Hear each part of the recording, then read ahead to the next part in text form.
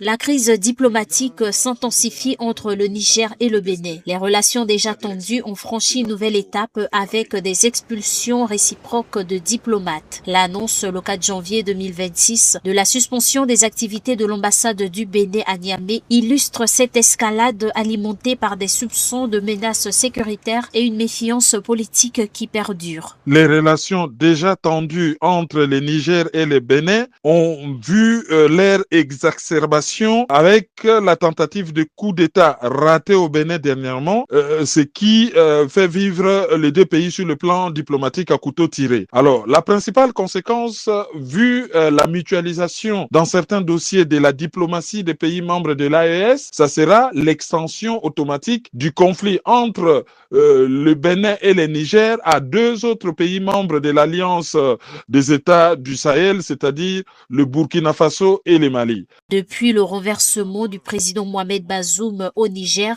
le 26 juillet 2023, les relations entre le Niger et le Bénin se sont profondément dégradées. Le général Abdourahmane Tchani, à la tête des autorités de la transition nigérienne, accuse régulièrement le Bénin d'abriter, avec l'appui de la France, des bases servant à des actions de déstabilisation. Des accusations que le président béninois Patrice Talon et son gouvernement rejettent catégoriquement, plaidant pour le dialogue et la désescalade.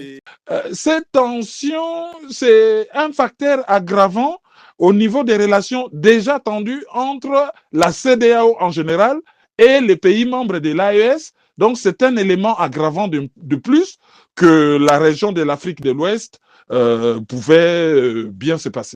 Cette crise bilatérale s'inscrit également dans un contexte de recomposition géopolitique en Afrique de l'Ouest. Le Niger, membre de l'Alliance des États du Sahel AES, aux côtés du Mali et du Burkina Faso, s'oppose de plus en plus frontalement à plusieurs pays côtiers de la CEDEAO, dont le Bénin. Symbole de cette rupture persistante, la frontière nigéro-béninoise reste fermée depuis juillet 2023, impactant l'économie et les populations. Sans signe de décrispation, les expulsions diplomatiques et les annonces contradictoires reflètent une relation au point mort dominée par la défiance.